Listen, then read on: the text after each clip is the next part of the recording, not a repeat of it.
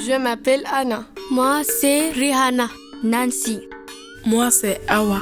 Julinda. Liuba. Moi, c'est Yuba. Et moi, je m'appelle Yacine. Comment c'est beau ici. Oui, c'est vrai, on a de la chance de vivre dans les Corbières. Hey, vous avez vu, il y a beaucoup de vignes. Au fait, qui c'est qui fait pousser la vigne? Ce sont les viticulteurs. Et vous savez comment ça pousse les vignes? Non. Bon, non. Non. Ça vous dirait qu'on rencontre des viticulteurs pour leur demander?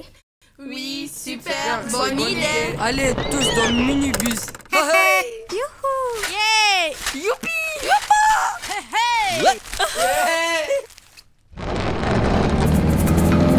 Bonjour, ça va tout le monde? Oui. Ça va ou pas? Oui. Ah, on va où aujourd'hui alors? j'ai qu'arrivé, Xavier. Allez, c'est parti!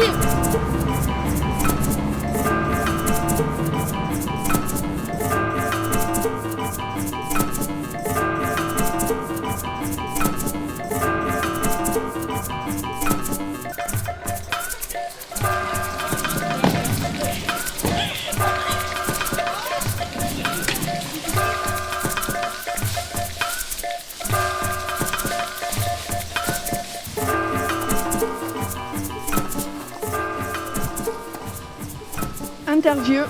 Karine, première question, première prise. Ici, c'est un domaine familial qui appartient à la famille de mon mari. Quand je l'ai rencontré, ça appartenait à sa grand-mère. Et nous, on est un peu tombés amoureux d'ici. On était tous les deux étudiants, ingénieurs agronomes. Et on s'est dit, mais on ne va pas laisser partir ce domaine, donc on va le reprendre. Au départ, l'exploitation, c'était pas simple. On reprenait quelque chose, certes, qui existait, mais on devait tout reconstruire, puisqu'il n'y avait aucune vente en bouteille. Il y avait, tout était... sa grand-mère tenait le domaine, mais elle n'avait pas de descendance, donc c'est vrai qu'elle le tenait un petit peu à bout de bras. Donc on a démarré, en fait, à 27 ans, cette aventure. Je voyais mon père travailler quand j'étais petit, donc ça remonte à loin maintenant, mais il y avait encore des chevaux qui travaillaient la vigne, donc c'était aussi quelque chose quand on est enfant de voir les chevaux qui travaillaient la vigne, c'était fantastique, on montait dessus, donc ça a été une continuité. Puis après avoir eu mon bac, j'ai fait une spécialité en viticulture et en œnologie. Mais j'ai pris une autre voie parce que mon père m'a dit il faut que tu découvres autre chose avant de revenir, et donc pendant une quinzaine d'années, j'ai fait d'autres métiers, techniques, commerciales, et je suis revenu sur la propriété en 1989, donc il y a 32 ans, et je m'occupe depuis de la propriété. On a à peu près 23 hectares de vignes, on a 15 hectares de champs, mais en tout, Beauregard, ça fait 350 hectares. On a beaucoup de forêts, de garrigues, et là, on le voit ici, on a un domaine qui est quand même au cœur du massif de Fontfroide, donc complètement préservé, sauvage, et nous, on va travailler avec ce côté environnement, ce côté sauvage, pour le renforcer, pour essayer de vraiment travailler avec la biodiversité. On ne veut pas qu'il y ait que de la vigne, comme on voit un peu dans d'autres endroits. On veut de la vigne, mais entourée d'arbres, avec des oiseaux, avec des animaux, pour préserver un environnement sain et pour une meilleure qualité des raisins. Alors, je suis ce que l'on dit dans une culture conventionnelle et traditionnelle, c'est-à-dire que je ne suis pas dans la culture de vignes biologiques. Parce qu'ici j'ai une grande surface viticole, j'ai à peu près 100 hectares de vignes, et que donc en culture biologique c'est un peu compliqué. Donc j'essaye d'avoir ce qu'on appelle une culture raisonnée, qui fait que l'on travaille beaucoup les sols, parce que la vigne, comme toute plante, vit de ce qu'il y a dans le sol, donc il faut qu'il y ait un équilibre le plus parfait possible dans le sol, et qu'on vit dans une région méditerranéenne, donc qui est, comme tout le bassin méditerranéen, très sec, et avec des grosses pluies à certains moments. Donc il faut travailler le sol en permanence pour que les échanges avec l'humidité de l'air puissent rentrer dans le sol et que la plante puisse se nourrir. Après, c'est vrai que par rapport à la différence par rapport à la culture biologique, j'utilise des produits pour traiter la vigne, des produits phytopharmaceutiques.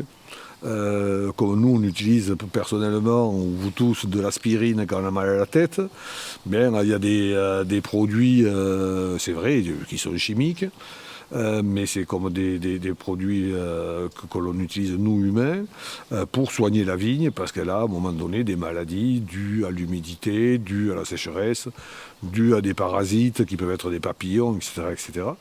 Et que donc il faut, pour avoir les plus jolis raisins au mois de septembre quand on vendange, préserver ce végétal, sinon on risque de ne pas avoir de raisins, que donc ça serait embêtant. Donc nous, quand on a repris, le domaine était cultivé en conventionnel, donc avec des produits chimiques, c'est ce qui coûtait le moins cher. Et donc nous, on a assez vite voulu travailler avec un sol vivant et un environnement vivant. Donc on a commencé à travailler, à redonner de la vie dans les sols. Donc ça a été d'arrêter les désherbants, ça a été de mettre de l'engrais organique puis du compost, d'arrêter tout ce qui était chimique et de travailler de cette manière. Et donc on a, entre 2000 et 2010, on a tranquillement, mais de manière convaincue, on est allé vers l'agriculture biologique. Voilà, donc on peut dire qu'on est en agriculture biologique, mais après c'est un chemin qui ne s'arrête jamais et c'est une réflexion qui ne s'arrête jamais. Parce que je vous dis, en parallèle, on a commencé à réfléchir sur la biodynamie, on a commencé à réfléchir sur l'agroécologie, on a commencé à réfléchir avec le travail de planter des arbres autour des vignes. Enfin bon voilà, c'est sans fin. Et aujourd'hui encore, on ne se dit pas, tiens, ça y est, je sais. Toujours on cherche à s'améliorer, à être meilleur. Donc nous, notre métier de viticulteur, c'est de suivre en plein hiver, au printemps, quand les feuilles poussent, de passer régulièrement dans les vignes et de regarder si on voit des taches jaunes un peu qui apparaissent sur les feuilles, on sait que c'est du mildiou, qu'il faut utiliser tel produit à telle dose pour pouvoir soigner. Si on voit des papillons, on compte combien il y en a par souche ou par mètre carré et on fait les traitements. Donc c'est de l'observation permanente où on sait qu'il faut passer tous les 3 ou 4 jours dans les vignes pour regarder si tout va bien. Il y a des qualités de raisin qui sont plus sensibles à certaines maladies et d'autres moins. Donc c'est de traiter quand on en a vraiment besoin, à la dose qu'il faut, en respectant toutes les mesures d'utilisation, et on sait qu'il n'y a aucun souci, on ne retrouve aucun de ces produits après dans la plante et dans les raisins.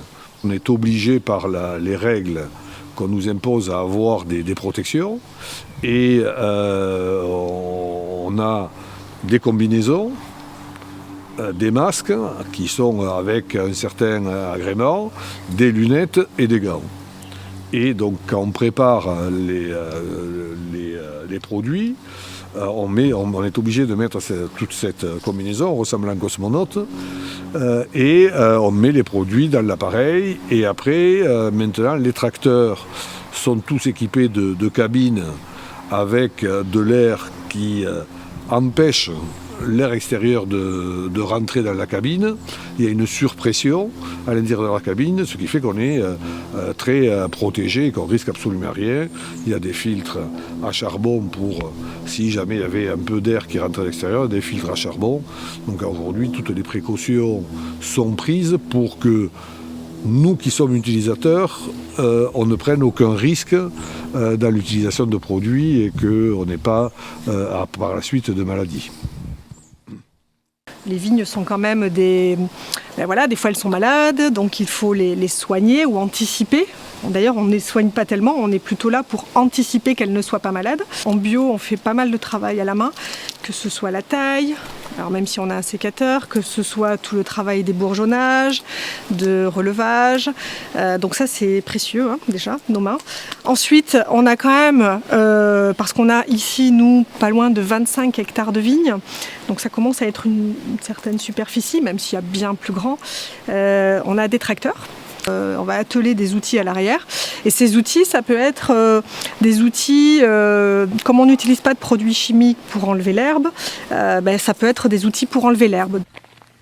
On fait le choix, entre nos vignes, de semer ce qu'on appelle des couverts végétaux. C'est-à-dire qu'on va semer des plantes pour que pendant la saison d'automne et d'hiver, ces plantes qui sont des légumineuses, du trèfle, enfin qui sont différentes plantes, elles vont pousser. Et au printemps, on va enfouir et ça permettra de faire ce qu'on appelle des engrais verts. Ça va nourrir la terre. On se fait beaucoup de matériel, on se fait beaucoup de construction nous-mêmes. Donc mon mari a beaucoup appris, notamment avec une association qui s'appelle l'Atelier Paysan, qui est formidable et qui permet aux paysans de les rendre autonomes. Donc on se fait pas mal d'outils nous-mêmes pour tout ce qui est culture de la vigne. Il y a des plantes qui ne sont pas gênantes pour la vigne, qui au contraire peuvent amener de l'azote, etc., quand elles se décomposent après. Il y en a d'autres qui peuvent être amener une concurrence à la vigne, surtout au niveau de l'eau. Et comme je disais tout à l'heure, on est dans un climat méditerranéen, donc il ne pleut pas souvent. Donc les plantes qui absorberaient trop d'eau au printemps et qui empêcheraient la vigne de bien se développer, avec les outils pour travailler le sol, on les enlève pour avoir des sols propres et qu'on n'ait pas la concurrence de ces plantes au niveau du vignoble. Ça a été essentiel pour nous de rendre ce sol vivant. Donc la terre, il faut qu'elle vive, il faut qu'il y ait... Et qu'est-ce que ça veut dire vivant en fait ? On ne la voit pas bouger. Et pourtant, si on regarde on prend de la terre, qu'on regarde un peu au microscope, il y a des bactéries, il y a des champignons. Alors on peut voir aussi à l'œil nu des vers de terre.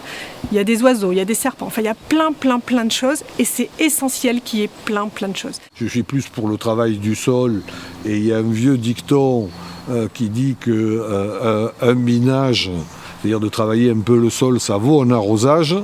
Et on s'aperçoit que souvent, dès qu'on travaille un peu le sol avec les outils, l'humidité rentre dans le sol et que la plante respire beaucoup mieux. Alors sur un domaine comme le nôtre, c'est vrai qu'en plus avec la volonté de biodiversité, on pratique effectivement d'autres activités. Alors il y a des activités, on a aussi en plus de la vigne 1 hectare d'oliviers avec lesquels on fait de l'huile d'olive.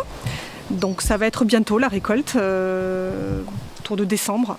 J'ai quelques oliviers pour la décoration, parce que c'est un arbre méditerranéen qui est magnifique et qui a la chance de rester vert toute l'année. Donc c'est agréable d'avoir cette verdure en plein hiver quand les vignes ont perdu leur feuillage.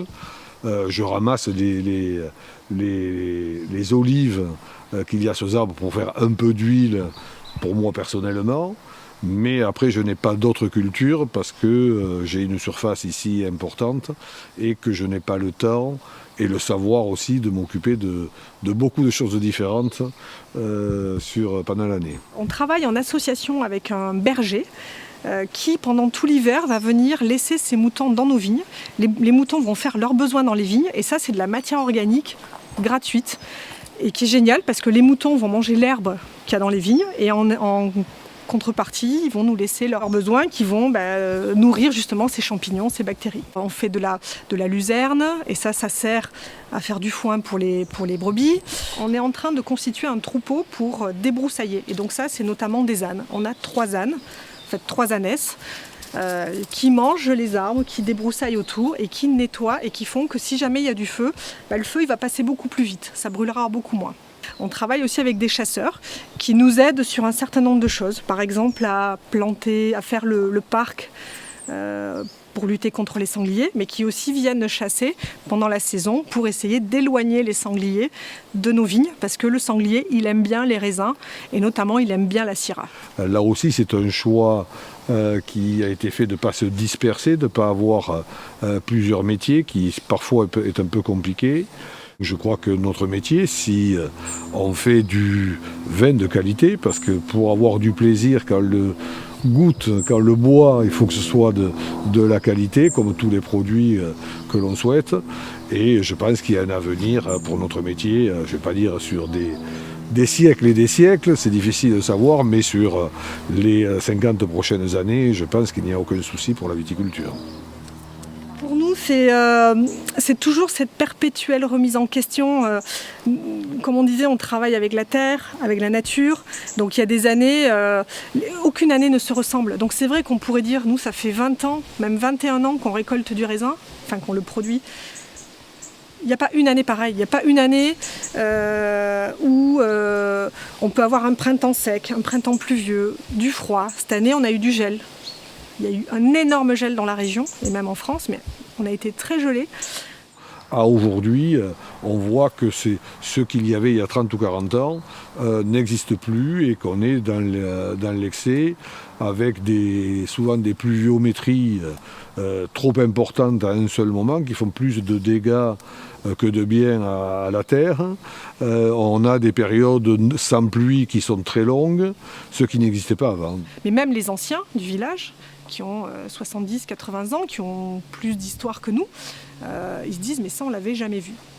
Donc il faut faire avec ça. Donc ça veut dire qu'il faut se remettre en question, il faut s'adapter, il va falloir adapter la vigne.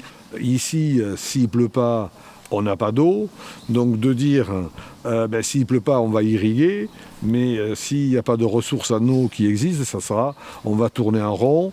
Donc c'est peut-être de pouvoir stocker l'eau quand il y a des pluies qui sont très importantes pour pouvoir l'utiliser sur des périodes longues où il ne pleut pas. Donc il va falloir réfléchir très vite, de voir les moyens techniques que l'on met en place pour pouvoir, sur l'eau essentiellement, trouver des solutions. Nous, on fait le choix de ne pas irriguer. Donc la terre, on veut la rendre, la préserver, et c'est un travail de l'entretenir. Parce que la vigne, elle vient puiser, donc il faut lui rendre un peu ce qu'elle prend. Mais la nature, on s'arrange avec elle.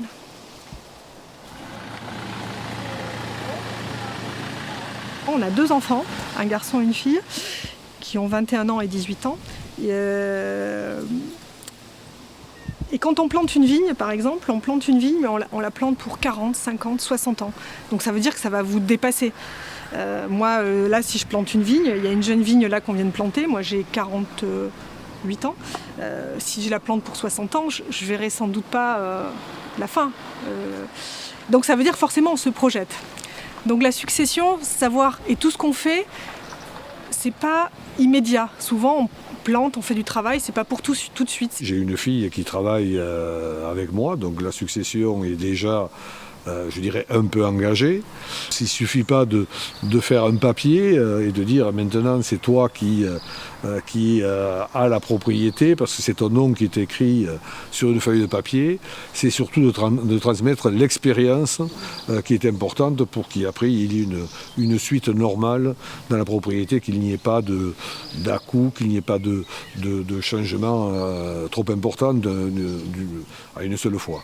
Après, j'espère qu'on leur a donné le goût du respect de la nature, du respect du bon, du respect du bienfait, du travail. Ça, je pense qu'ils nous ont beaucoup vu travailler et je ne suis pas sûre que ça les ait beaucoup motivés pour l'instant.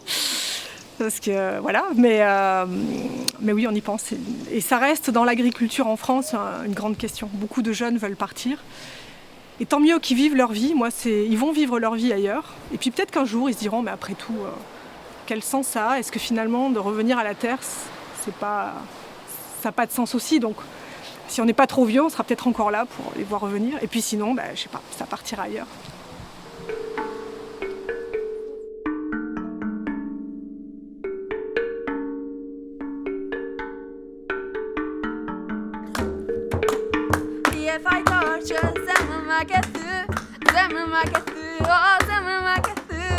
Tu vas pouvoir me chiquer ma future.